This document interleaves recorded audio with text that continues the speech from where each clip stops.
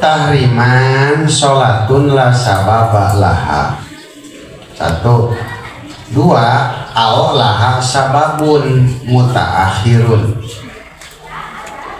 Mana ieu? 1 ba'da ada isubihin, 2 ba'da ada i asrin, 3 indas tiwai ghairi yaumil jum'ati.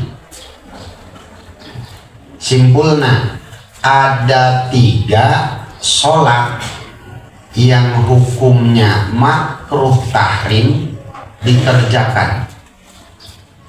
Ini kalau dalam kitab lainnya kalimatnya haram, kalau dalam kitab lain redaksinya haram. Ada 3 sholat ya yang haram dikerjakan pada 3 momen. Mana 3 sholat tadi? 1 sholatun la sababalaha, sholat sunat yang tidak memiliki sebab. 1. Seperti sholat sunat mutlak, seperti sholat sunat tasbih. Wah, Farid melotot pas dengar sholat sunat tasbih termasuk naflul mutlak. Emang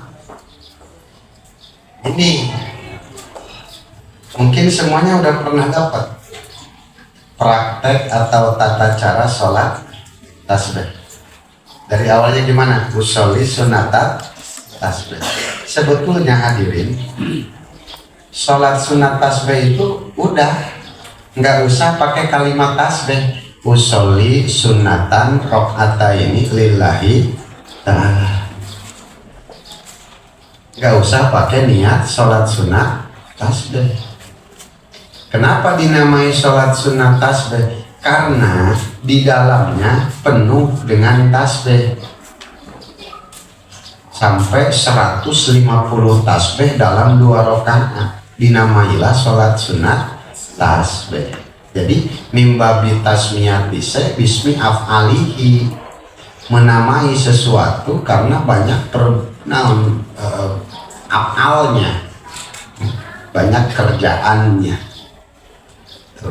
Itu yang pertama, sholat sunat mutlak itu makruh tahrim. 2, sholat sunat punya sebab tapi mutaakhir. Sholat sebab sunat mutaakhir. Seperti mana? Rok'atai tikhorotin. Sholat istikharah itu termasuk laha sababun mutaakhir. Kenapa? Karena kita sholat dulu baru istikharah. Ya, apa itu istikharah?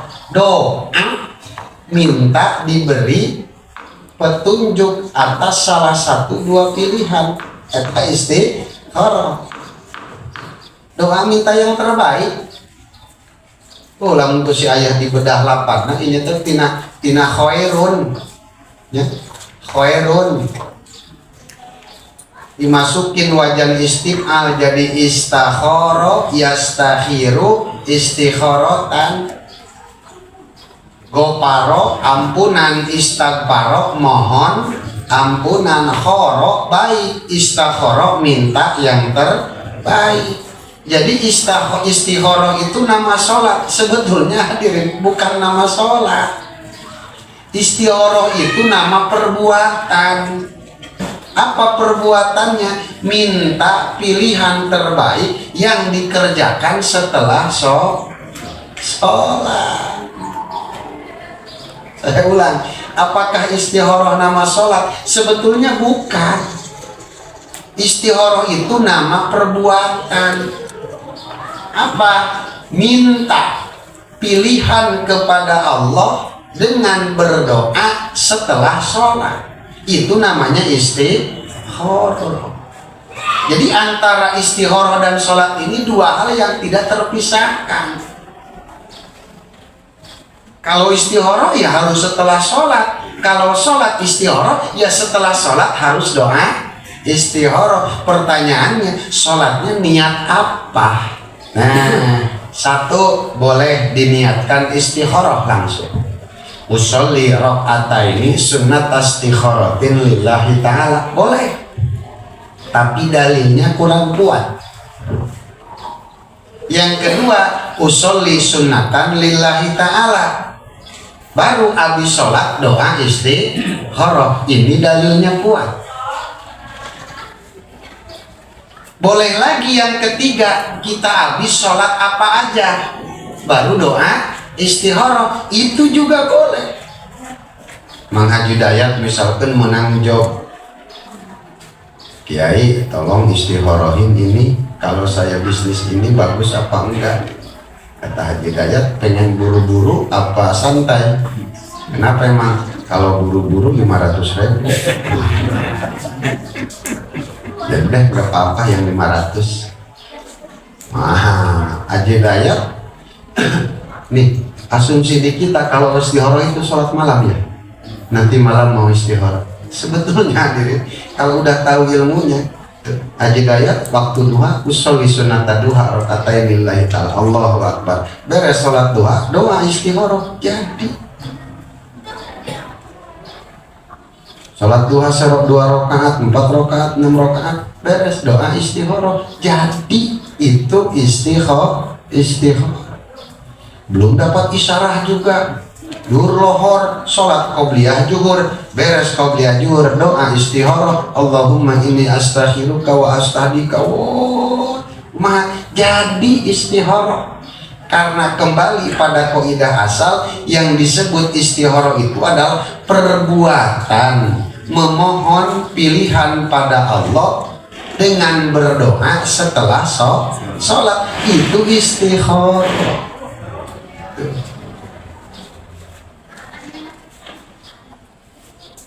Jadi sholat heula di sekarang istikharah.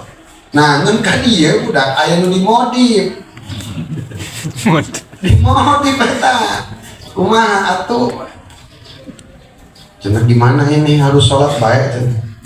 Kulantaran bayaran ke Haji Dayat yang 150, Haji Dayat istikharah nu ka Quran we. Ada nggak yang istilah Quran? Allahumma sholli ala sayyidina Muhammad wa ya Allah, saya mohon petunjuk kepadamu. Ini Haji komen kalau kawin lagi bagus apa enggak? Terus mata merem, buka Quran lembaran keberapa, lihat misalkan 3 ayat paling atas, pas dibuka ngomongin Fir'aun.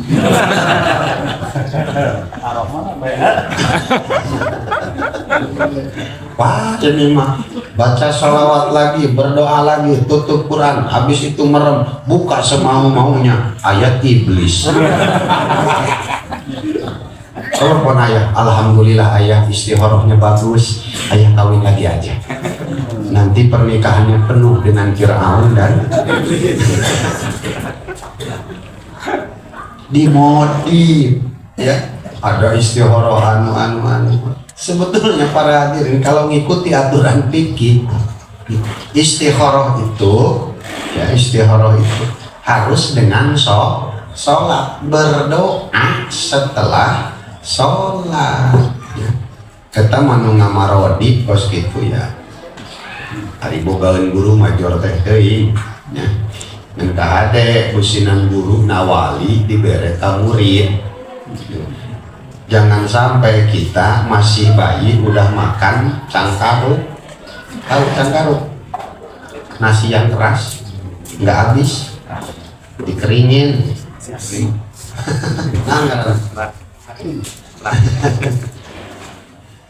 Iya, di kita nih banyak orang-orang ngamalin amalan wali, imannya kagak nyampe. Punya duit 10 juta, datang guru, wok dikasih, berani ngamat lu. Ya, bukan dengar, kami udah juga pernah begitu. Enggak lama dia diganti langsung, imannya itu digantikan. Amal nepi, iman jauh kan.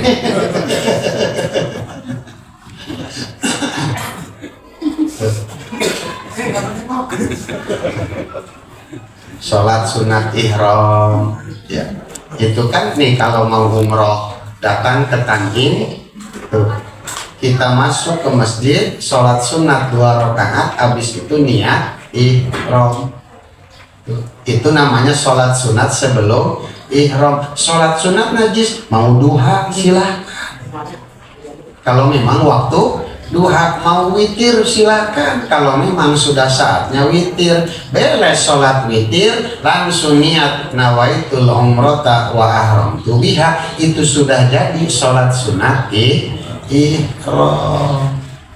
Nah, 2 yang haram. 1 sholat sunat tanpa sebab sama sekali, atau ada sebab tapi sebabnya mutaakhir. Lah, emang sholat banyak banget ya. Ini deh, saya kasih garis globalnya aja. Ini sholat sunat terbagi 2 ya, terbagi 2 dulu. Ini mengikuti waktunya aja, bukan hukum mengerjakannya.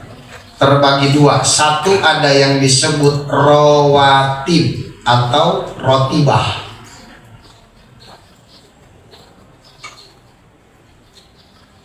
Apa tuh tadi orang ngomong deh? Tilu deh. Mengpenggar di buya di orang tambah. 1 rotibah adalah yang waktunya pasti. Waktunya pasti. Contoh sholat duha, setiap hari pasti ada duha. Contoh lagi rotibah, qobliyah, ba'diyah, itu pasti. Karena qobliyah, ba'diyah mengikuti sholat maktubah, sedangkan maktubah pasti ada. Contoh lagi Idul Fitri, Idul Adha, itu sholat sunat yang rotib. Ratib itu batu, waktunya ada. Selalu ada dalam, mau entah itu harian, bulanan, atau tahunan. Itu yang pertama. Yang kedua, sholat sunat datus sabab, yang memiliki sebab. Artinya sholat ini butuh sebab. Ada sebab ada sholat, tanpa sebab tak ada sholat. Ini terbagi 3. 1 mutaqaddim, sebab dulu baru sholat. Contoh tahiyatul masjid, contoh syukur wudhu. Ini sebab dulu baru sholat. Kenapa Anda sholat? Menghormati masjid. Sekarang pertanyaannya, masuk masjid dulu apa sholat dulu? Masuk masjid dulu. Itu. Ini namanya sebab mutaqaddim, sebab dulu baru sholat. 2 sebab muqarin, sebab berbarengan dengan sholat. Contoh sholat gerhana, baik bulan atau matahari, itu namanya sebab muqarin. Dan yang ketiga sebab mutaakhir, sholat yang sebabnya di akhir, seperti tadi sholat istikharah ya. Sholat istikharah, sholat ihram, itu yang ketiga. Dan yang terakhir ya, rotib, bukan datu sebab, bukan. Nah, ngarahna ieu mutlak. Apa itu mutlak? Enggak ada nama. Rotibah, datu sabab, yang ketiga baru mutlak. Apa itu mutlak? Bukan rotibah, bukan datu sabab. Niatnya begini kalau sunat mutlak nih ya, usolli sunatan rakaataini lillahi ta'ala. Kata santri tah, gimana kalau usolli sunatal mutlaki rakaataini lillahi ta'ala? Boleh, niatan ini. Nyaho mutlak disebut mutlak. Mutlak itu enggak ada nama. Mutlak itu enggak ada iming-iming. Seperti gernya jujur aku apa orang. Ciri isim ayat 5, ciri fiil ayat 4, ay ciri huruf malam yaslulahu alamat. Lu cirian ya ta? Huruf. Jadi ciri huruf, cirian rek nang diomongkeun. Gitu.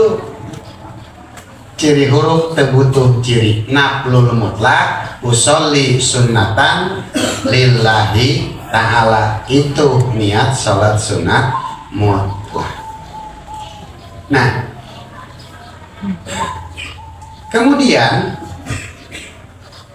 dari 3 sholat tadi ya, yang haram cuma 2. 1 mutlak ya, yang kedua sabab mutaakhir. Itu yang haram cuma 2. Adapun sisanya 1 rotibah, 2 sabab mutakodim, 3 sabab mukorin, maka ini tidak makruh tahrim ya. Kalau 1 rotibah, 2 sabab mutakodim, 3 sabab mukorin, ini mah kagak makruh. Contoh mana ayah ke masjid mau sholat asar belum qobliyah, bocah udah keburu komat. Dilema, qobliyah dulu apa asar dulu? Kalau saya qobliyah dulu, asar bisa tertinggal. Kalau saya asar dulu, enggak qobliyah. Gimana saya kalau ketemu Nabi ntar ditegur gara-gara enggak qobliyah? Malu. Ya udah gimana? Jawabannya sholat jamaah asar dulu, qobliyah boleh dikerjakan setelah sholat asar. Lah bukannya nggak boleh sholat sunat setelah asar? Jawab, itu mah sholat rotibah, jadi hukumnya boleh. Gitu, boleh. Tuh, itu baru berapa? 2 sholat yang enggak boleh dikerjakan setelah tuh, nggak boleh dikerjakan. Kapan waktunya? 1 setelah sholat asar, 2 setelah sholat subuh, yang ketiga pada saat istiwa. Apa itu istiwa? Pas matahari di tengah-tengah bumi kita berada. Jadi di sini jika dipelajari 2 sebab berkaitan dengan perbuatan. Nggak boleh sholat sunat kalau kita sudah sholat asar, sudah sholat subuh. Artinya kalau belum sholat asar dan sholat subuh mah boleh. Dumung udah sholat asar, pengen sholat istihoroh, nggak boleh. Kenapa? Sudah sholat asar. Tapi kalau pengen istihoroh gampang, istihoroh dulu baru sholat asar. Kenapa? Karena kalau sudah asar itu sudah sholat asar, nggak boleh istihoroh lagi. Jadi beda leh, ayah geus asar, ayah geus sholat asar. Nih yang nggak boleh itu kalau sudah sholat asar, sudah sholat subuh. Ini yang berkaitan dengan perbuatan. 1 berkaitan dengan waktu. Nah, waktu istiwa. Waktu istiwa matahari pas di tengah-tengah bumi kita berada, itu hukumnya makruh tahrim sholat di situ. Sholat yang mana? Yang tadi 1 naflul mutlak, 2 sebab mutaakhir. Gitu. Tuh, 3 tuh hukumnya makruh tahrim. Terus tadi katanya ada 3 sholatnya, kok ini baru 2? Oh gampang ayo dihare. Oke, balik deh. Ari bahasa makruh tahrim, apa beda dengan makruh bukan tahrim? Ya. Oke. Aya haram, aya makruh tahrim, aya makruh tanzih, aya makruh li'arifin. Ketahuan opatnya. Kalau haram udah kalian pada paham semua. Nah, Apa yang disebut makruh tahrim, makruh tanzih? Dua perbuatan yang tidak disukai oleh agama. Jika tidak sukanya dibarengi dengan ancaman, maka jatuh karena tahrim. Seperti Nabi ngelarangnya pakai bahasa bawa-bawa neraka, itu bawa-bawa ancaman azab, itu jatuhnya pada tahrim. Makruh tahrim bisa menimbulkan dosa. Artinya orang yang melakukannya itu dapat dosa.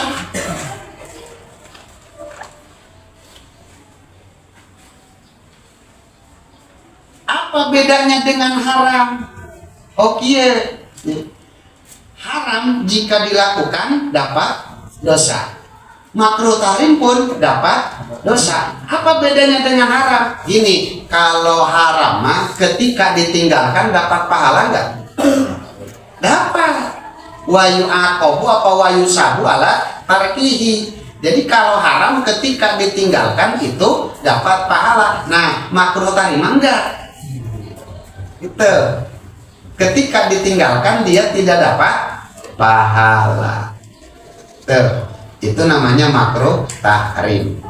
Kalau makruh tanzih, makruh tanzih dikerjakan tidak dapat dosa, ditinggalkan pun tidak dapat pahala. Hanya saja agama tidak suka, Allah tersepen karena amalan dos itu. Eta ngaranna makruh tanzih. Seperti mana lah makan makanan yang bau. Tuh, makan nasi MBG. Santri ya. Iya. Kita kan kiainya.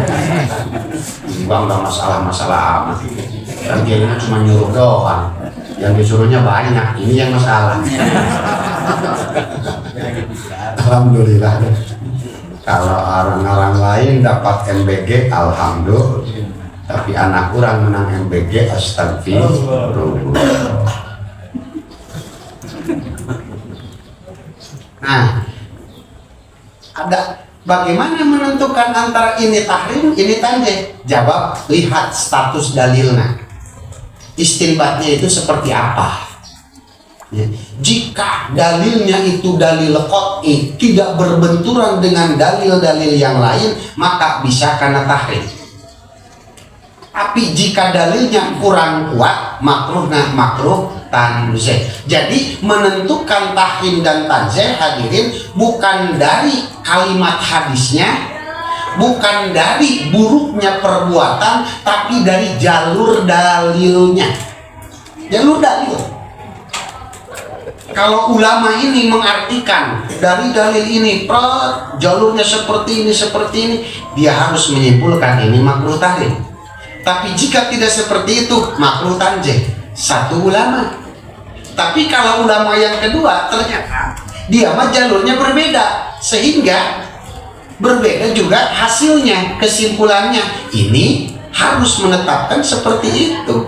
Makanya wajar para mujtahid kadang-kadang beda-beda pendapat. Menurut ulama ini hukumnya haram, tapi ulama lain mengatakan boleh.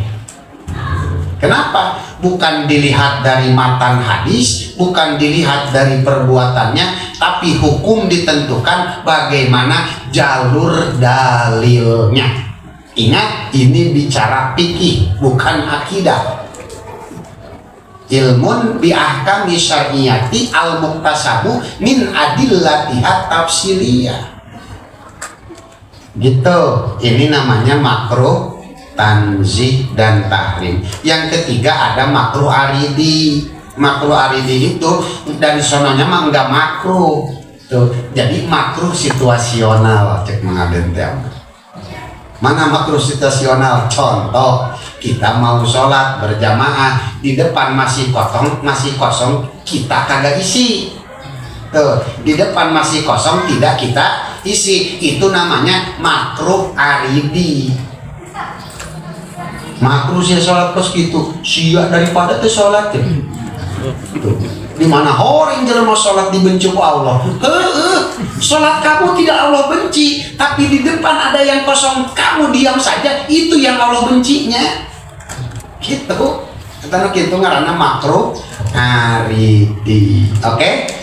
Nah, berikutnya berhubung di antara 5 sholat sunat tadi yang haram cuma 2, maka sisanya itu tidak haram. 1 lahu sababun mutaqaddim, sholat sunat yang sebab mutaqaddim. Contoh sholat syukur wudhu adalah sholat yang dikerjakan setelah wudhu. Wudhu dulu, sholat dulu. Wudhu dulu. 2, tawafin. Setelah tawaf sunat sholat 2 rakaat. Jadi tawaf dulu. 3, watahiyatin. Sholat tahiyatul masjid. Tahiyatul masjid, menghormat masjid dengan sholat. Menghormat masjid dengan sholat. Mungkin Mang Wawan atau yang lain, Mang Opik masih ingat. Orangnya yang menang di Asep Sejagi. Bapak pernah nanya aja, tapi keur ngaji. Pang jahat-jahat na jelema, pang jahat-jahat na murid, lamun nincak guru ditajong, ditincak mana? Tapi aing dititah, nincakan guru. Duh, pegel amat ceng. Coba pijitin, dipijit sama muridnya, teu karasaheun, tincakan we deuk. Ujungnya si murid nginjekin guru, sul adab enggak? Mau nginjekin sul adab, kagak nurut juga sul. Gimana? Justru yang sul adab kalau kamu enggak nurut sama omongan guru. Palebahdinya mah mincakan eta jadi sul, jadi husnul adab. Itu. Nah, pernah Bapak cenah nanya kieu bedak. Coba pencetan akang. Aju geus kitu eta budak sasalaman. Sasalaman. Cek akang langsung pencetan, lain sasalaman. Tah kitu aya ngahormat guru mah. Nah, jadi para hadirin ketika disuruh mijit, udah temui guru langsung pijit, pegang kakinya. Ya kan kalau saya ketemu guru harus salaman dulu. Kenapa tujuannya? Ingin menghormat, hormati dia dengan ikuti perintahnya, langsung dipencetan. Gitu. Ya. Langsung pijit kakinya. Jadi nggak usah salaman. Tuh mungkin Mang Wawan pernah ngadain nih. Asap sudah yang nyaritakeun. Mun dititah mencetan ku guru, ulah salaman sih ya, langsung pencetan. Ya. Eta mun dititah mencetan ku guru langsung mencetak, ulah salaman sih ya. Nah, tahiyatul masjid begitu para hadirin. Kita masuk masjid kemudian hormati masjid. Nah, pertanyaannya bagaimana cara menghormati masjid? Apakah hormat? Apakah joget-joget? Oh, hormati masjid dengan sholat. Nama sholatnya suka disebut tahiyatul masjid. Pertanyaannya, itu nama sholat apa nama perbuatan? Jawab, nama perbuatan. Apa perbuatannya? Menghormati masjid dengan sholat. Itu ya. Saya ulangi, itu tahiyatul masjid nama sholat apa nama perbuatan? Jawab, nama perbuatan. Artinya apa? Menghormati masjid dengan sholat. Sholat pertama yang kita kerjakan di masjid itu jadi tahiyatul masjid. Tuh, masuk masjid mau sholat duha, usolli sunata duha rakaataini lillahi ta'ala, Allahu Akbar. Itu tahiyatul masjid, bentuk penghormatan kita kepada masjid dengan sholat. Masuk ke masjid, tuh mau sholat zuhur, waktu qomat masih lumayan lama, usolli rakaataini sunata juhri qobliyatan lillahi ta'ala, Allahu Akbar. Maka qobliyah johor jadi tahiyatul masjid. Kenapa? Kita perbuatan pertama yang kita lakukan di masjid adalah sholat. Masuk masjid, udah 1 rakaat berjamaah, gimana? Langsung usolli fardhu zuhri makmuman lillahi ta'ala, Allahu Akbar. Kan saya belum tahiyatul masjid. Itu dengan sholat zuhur jadi tahiyatul masjid. Gitu. Nah, sekarang gimana kalau si Ardi masuk masjid? Tuh, masuk masjid. Mau sholat duha, dah bukan waktunya. Mau sholat qobliyah, masih jauh. Mau ini, mau itu. Lah emang ente masuk masjidnya kapan? Mau deket maghrib. Ya? Kira-kira 15 menit dari maghrib, Ardi masuk. Nah ini sholat apa? Mau sholat tahiyatul masjid. Bukannya nggak boleh kalau sholat habis sholat asar? Jawab, itu mah tahiyatul masjid boleh. Kenapa? Karena sebabnya udah ada duluan. Kenapa? Tadi masuk masjid. Nah, tidinya niatna Ardi usolli rakaataini tahiyatal masjidi lillahi ta'ala. Begitu ya. Jadi sekarang mah Bajil udah nggak usah repot-repot lagi. Tuh. Waduh, saya mau sholat qobliyah tapi kudu tahiyatul masjid juga ini, nggak usah repot-repot. Udah dengan qobliyah dapat tahiyatul masjid. Berikutnya Bareto Mang Abu pernah dicarekan. Jadi ayah nu maos mengaji dayat, meninggalnya itu jam 10 malam. Tuh. Habis itu rencana disolatkan besoknya. Begitu habis sholat subuh cek mengaku bawa ke masjid orang sholatkan ayeuna. Eta aya amil nentang kiai nanaonan eta. Dakwaan matahari satumbak dulu baru sholatkan. Cek mengaku kajen tuh. Kajen-kajen naon budak kamari sore sih. Masya Allah. Ieu tabiat amil ya sok wani nyarakan.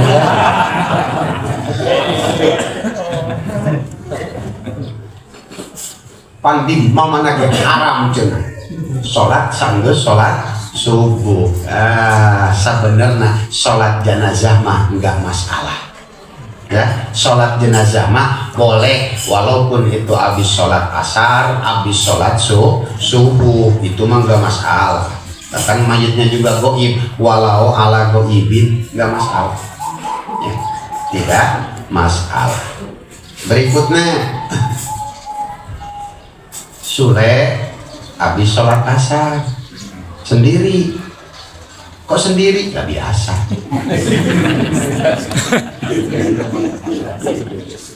Enggak lama datang Adis sama Mamat.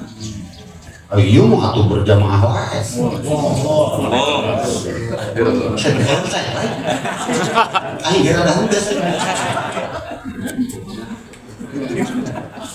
Nah, pertanyaannya, bolehkah Sule ikut berjamaah dengan Adis? Jawab, boleh. Lah kan ini mah udah sholat asarnya Sule. Iya, kalau iadah itu hukumnya boleh. Ngesolat subuh kemudian pingin sholat lagi karena berjamaah, maka itu jawab boleh. Gitu, jawab boleh. Tenanawan etama.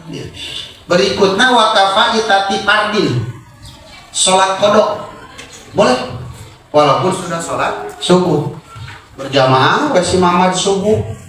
Hari pas sholat subuh ingat, ya gua belum sholat isya malam. Habis tahlil langsung tidur, perasaan udah sholat, tahunya belum. Bangun-bangun subuh, usolli fardhu subhi. Pas ke subuh ingat orenganan can sholat isya. Habis itu gimana? Beres sholat subuh man, langsung berdiri usolli fardhu isya qodoan lillahi ta'ala. Cek batur dah, di Ustad rajin amat ya. Ya Omar dengan catatan mat lam yuksod takhiruha, ya, dengan catatan kasusnya seperti tadi, ya. Jadi udah sholat baru inget kalau ada kodo. Beda masalah kalau inget kodonya itu sebelum sholat. Mama datang ke masjid, Ingat, semalam belum sholat isya. Terus gimana? Apa kodok dulu, apa subuh dulu? Jawab kodok isya dulu, baru sholat subuh. Lah, saya jadwal imam. Jadwal imam, makmum udah dorong ke depan. Tapi mau kudu kodok dulu, di bawah dilema. Gua kalau kodok dulu gimana? Makmum udah berdiri semua. Ya, kalau sholat subuh dulu berarti kodok nanti habis subuh. Itu kan haram itu mah. Ya. Lihat dia fihi au yudawima alaihi, makanya tamah haram. Hukumnya haram. Gimana ini? Udah mat. Tuh, pura-pura batal wes ya. Maaf hadirin, waduh saya hadas keluar. Aduh maaf saya hadas. Buru-buru kayu masih usul pada saya kotor. Ya, namun ingat sebelum waktu sholat. Jadi kalau ingatnya sebelum ngerjain subuh, sholat kodok dulu. Jangan sengaja-ngaja mengakhirkan atau niat sholat kodok setelah sholat subuh dan sholat asar. Tetap. Nah, sempat ayah nanya, kenapa setelah subuh dan asar diharamkan sholat? Jawab, ini amrun ta'abudiyun la mazala rirro'i. Perintah Allah, perintah Rasul. Kata Rasul nggak boleh, titik.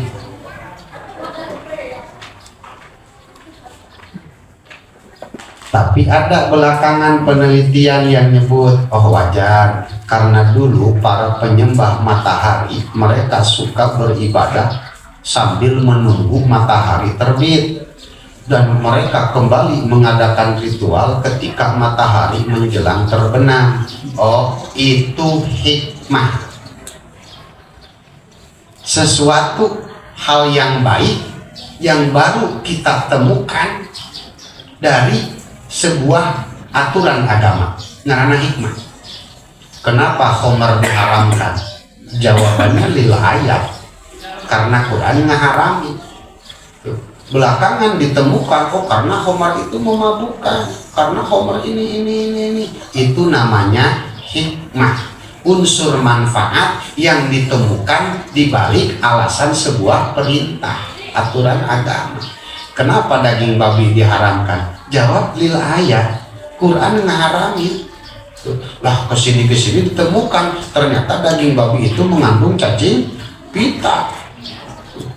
Ya, itu namanya hikmah. Tuh, kalau hikmah ini umum, tergantung orang yang meneliti. Kadang-kadang hasil penelitiannya sama, kadang-kadang berbeda. Nah, terus itu hikmah boleh nggak kita catatkan? Boleh. Bahkan dengan hikmah bisa jadi referensi buat yang lain. Mana? Babi diharamkan oleh Allah. Ternyata hikmahnya adalah dalam babi banyak bakteri-bakteri yang membahayakan tubuh. Naon? Diantaranya cacing pita. Oh ternyata dina daging anjing banyak cacing pita. Sudah haramkan daging anjing karena mengandung cacing pita. Bukan karena haram, bukan haram karena diharamkan oleh Al-Quran. Quran nggak ada nyebutin daging babi, daging anjing haram. Nggak ada.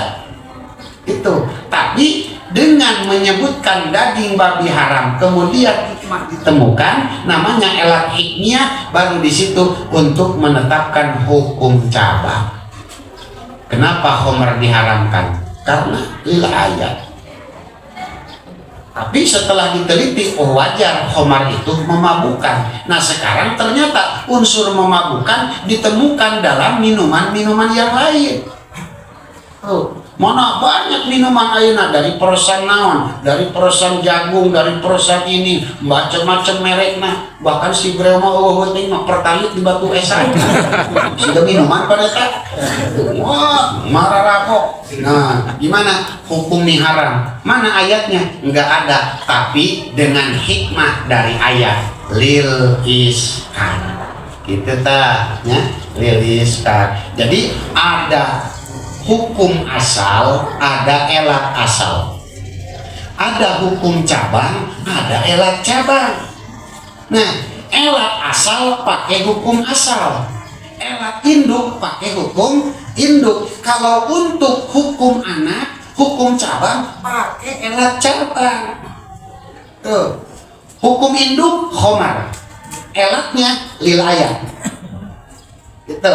Dari elat lil ayat timbullah hikmah apa? Iskar, memabukkan. Ini namanya elat cabang. Maka hanya boleh dipergunakan pada hukum cabang. Naon? Hal-hal yang memabukkan selain khamar baru boleh ke situ. Nah, ini nggak boleh disila. Tuh, khamar nggak boleh dihukumi haram karena memabukkan, nggak boleh. Atau misalkan ya, bir dihukumi haram karena lil ayat. Nggak ada dalam Al-Quran yang mengharamkan bir, justru kebanyakan nyuruh. Iya, Nabi juga alaikum birrul walidain. Ngasih bir sama emak jeung bapak. Bener gak? Itu ya, wa qul misuha istiqbalu ainil qiblat wallahu